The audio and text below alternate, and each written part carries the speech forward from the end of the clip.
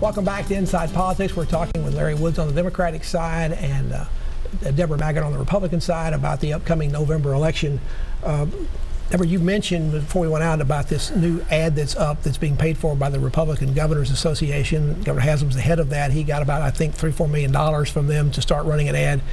The ad features Governor Haslam entire. He does all the voice of it. And the first part of it sounds like if he could, he'd be running for a third term. I think what he's doing, he's trying to remind the voters what great work the Republicans have done here in the last 8 years. You know, Ron Ramsey, well, because the Beth Republican Harwell, primary candidates didn't talk much about it, what a great job he did. And I think that hurt them because they talked about D.C. issues, except for Beth Harwell. Beth talked about what happened here in Tennessee under her leadership, but the others talked about these D.C. issues. So I think it's wise of the governor to remind the voters what all the Republican majority in the legislature and at the Capitol have done for Tennesseans. But Larry, shouldn't Bill Lee talk in that ad? It's an endorsement of him. He's seen throughout the ad, but not much, no talking. Lee needs Governor Haslam to talk more about Bill Lee because if we're just going to vote on the basis of experience and past, which we rarely do, Bredesen's going to win the Senate 2-1. So I like that approach. I think we're going to see more of Haslam actually going out and speaking about Bill Lee. Debra, obviously the support of Donald Trump is very important for Marsha Blackburn, but also this debate coming up on the Supreme Court is one this fall, assuming it's going to become as contentious as it seems to be, and it may be the one issue out there that Phil Bredesen will be on the defensive about, because if the Democrats go wall to wall against this, he's going to be put in a tough position. This is one of the reasons why I believe Donald Trump won. This is how evangelicals got behind Donald Trump. All they could think about was the Supreme Court, and I think that this is going to drive that point home again, and that'll help our turnout. That'll help Marsha in the fall. Larry, Bill Lee played up evangelical themes throughout his campaign. He talked about Jesus during some of his ads. He's also in the ad with Governor Bredesen, with Governor Haslam. He actually is in a church pew during that. Religion going to become an issue in this race? Well, I think Lee hurts himself if he makes it an issue. If he just witnesses what his personal faith and background is, which he did a good job of that, I think, in the Republican governor's primary, I think that's fine with almost all the voters. If he instead makes religion a negative issue in the campaign, I think that could hurt him. You know, we're going to have another 700,000 voters show up in November that didn't vote last week.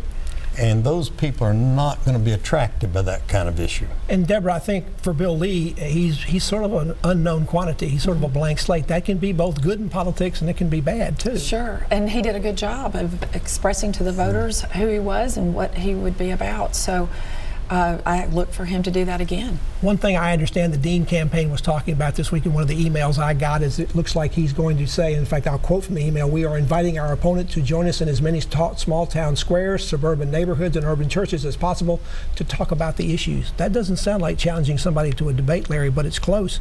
Does it also say that Karl Dean's behind? Well, it's very close to a debate setting. I think it would be very helpful, very good for our entire state to see more of that. Get out into the communities. Well, Bill Lee's and talk to actual people. He's not going to accept that, is he?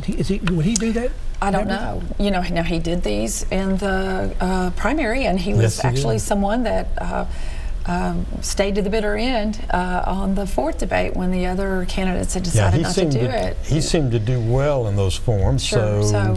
So maybe he is going to. Maybe he will do it. And, you know, the more you get out and talk to the voters, the better you get at this game. So, you know, he may be in a better position to take Dean on.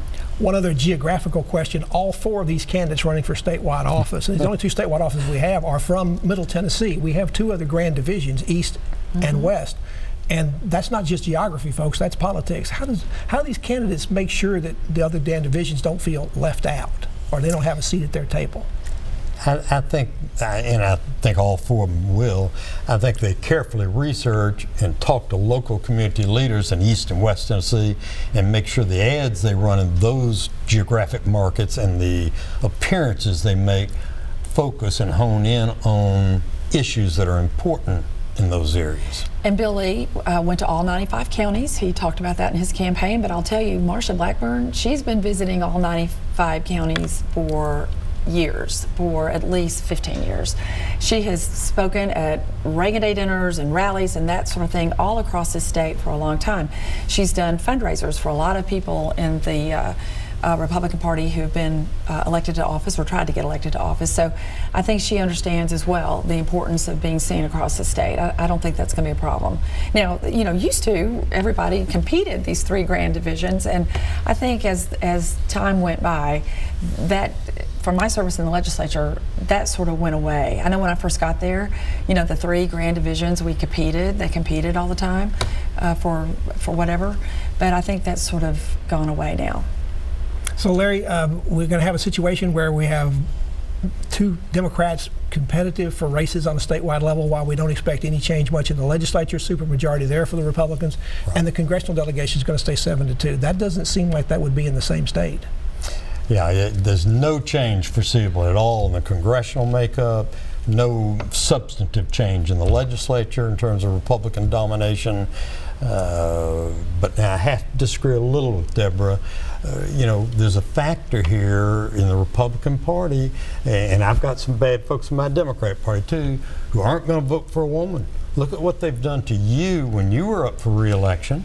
I mean, they haven't kept credible, reputable people and been enthused about them. We'll have to leave it at that. Debra Maggart, thank you for joining us. Larry Woods as well. And I'm sure we'll have you back before November. Great. And thank you for joining us on Inside Politics this week. Hope you'll be back here again for a future show. If you can't get into politics in the meantime, go to the News Channel 5 website. You'll find my Capitol View commentary there. The Zoo commentary posted every Friday afternoon. Enjoy the rest of your weekend, and we'll see you back here next time. Goodbye.